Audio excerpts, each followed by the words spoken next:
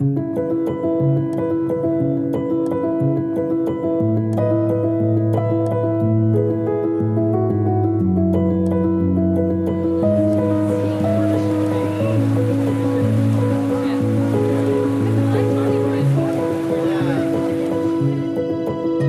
at Georgetown are giving chairs to groups of people, very deliberately chosen folks who've decided they can have more impact on the world when they collaborate across disciplines and when they heavily mentor students in how to think across fields.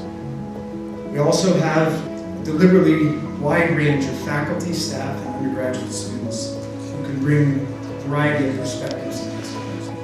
Most importantly, we're celebrating a philanthropic partnership. Randy asked me that first day if I'd like to get more involved in education, innovation, and transformation, or with the Red House. I said yes. The rest is history. So often when we talk about curriculum innovation or curriculum change at Georgetown or at any university, we're often always thinking about how is it just an incremental change on the present, or worried about how it's a deviation from past practices. Rarely do we focus on where we're headed. As we move forward, as we think about work that's launching, the AI initiative coming out of the Provost's office. This is important work because we are preparing new generations in new ways for a life in a new world.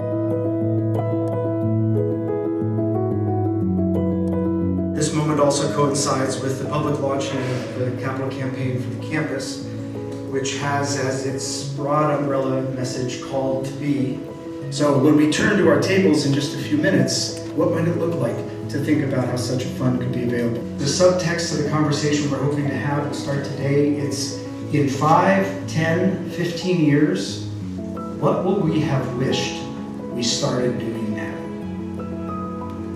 That we started to get good at, that in a decade we'll have to be good at. Feel free to grab a marker, and feel free to start grabbing cards.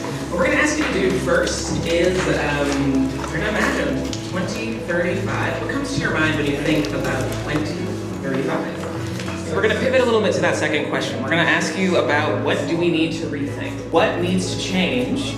For instance, of our education, is it the how of our education or is it the who? We are so grateful that you were here to initiate this work. You've set the standard and are driving an acceleration of change and improvement in a profession that didn't change much for several hundred years. Well, thank you very much.